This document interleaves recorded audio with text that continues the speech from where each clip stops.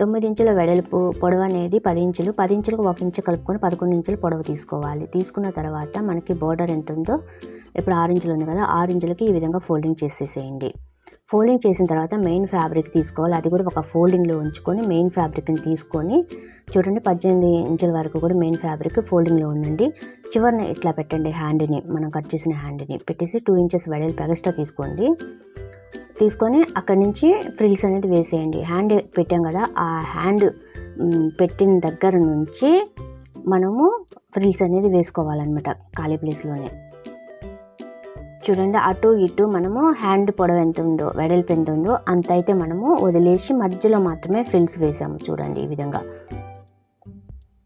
ఇలా ఫ్రిల్స్ వేసుకున్న తర్వాత దీనికి ఆపోజిట్లో అనమాట, ఇది ఒక మన సైడ్ ఉందనుకోండి, అటువైపుకి పాదం వైపుకి కింద వైపు వేయాలి, లేదా కింద వైపు పాదం వైపు పెట్టారనుకోండి మన వైపు పెట్టుకోవాలి కింద వైపు వచ్చేటప్పటికి ఫ్రిల్స్. ఈ విధంగా అయితే మీరు వేసేయండి.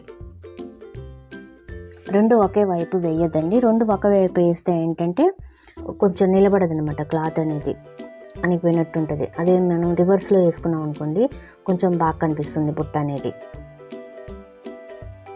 సో ఇలాగైతే పెట్టేసేయండి.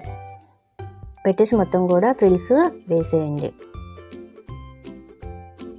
మనము హ్యాండ్ పెట్టి చూపించాను కదా, ఆ హ్యాండ్ ఎంత అయితే మనం పెట్టామో అంత వెడల్పు అయితే మీరు వదిలేయాలి. ఆ చివరన ఈ చివరన వదిలేసి మధ్యలో మాత్రమే ఈ విధంగా ఫ్రిల్స్ వేసుకోవాలి. ఇప్పుడు చూడండి సరిపోయింది కదా, ఇలా సెట్ చేసుకోవాలన్నమాట. కరెక్ట్గా సరిపోయిందా లేదా, లేకపోతే కొంచెం ఫ్రిల్స్ వేయటం కానీ తీయటం కానీ చేసుకోవాలి. ఇప్పుడు మనం బోర్డర్ అనేది అతికిద్దాం.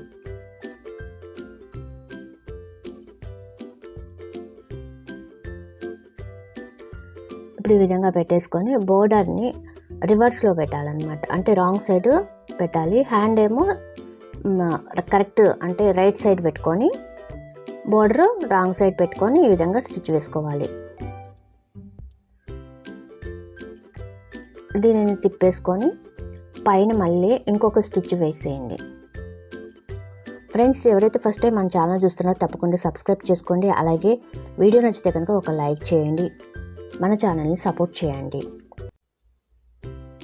ఈ విధంగా మనం స్టిచ్ వేసుకున్న తర్వాత హ్యాండ్కి రైట్ సైడ్ అనమాట, అంటే హ్యాండ్కి పై భాగంలో లైనింగ్ పెట్టేసి ఈ విధంగా బోర్డర్ వైపు కిందన మనము ఒక స్టిచ్ వేసుకోవాలి. ఇప్పుడు మనం దీన్ని ఏదైనా హెచ్చు తగ్గులు ఉన్నాయనుకోండి అది కట్ చేసేయండి. కట్ చేసి చూడండి చిన్న చిన్న ఘాట్లు పెట్టండి. మనము స్టిచ్ చేసిన కుట్టు అనేది తెగకుండా ఘాట్లు పెట్టేసి మళ్ళీ లైనింగ్ని ఈ విధంగా పెట్టుకొని లైనింగ్ వైపు అనమాట ఇంకొక స్టిచ్ వేయండి. మనం వేసిన స్టిచ్కి లైనింగ్ సైడ్ ఇంకొక స్టిచ్ వేయాలి. నేను వీడియోలో చూపించిన విధంగా మీరు కూడా వేసేయండి ఫ్రెండ్స్.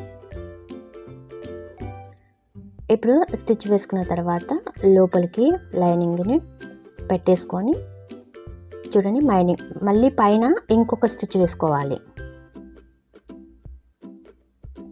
ఇలా పైన ఇంకొక స్టిచ్ వేసుకోవాలి. వేసుకున్న తర్వాత ఇప్పుడు ఈ విధంగా క్లాత్ను కొంచెం సర్ది పెట్టుకొని చుట్టూ కూడా లైనింగ్ ఉన్నంత వరకు చుట్టూ కూడా మీరు ఒక స్టిచ్ వేసేయండి.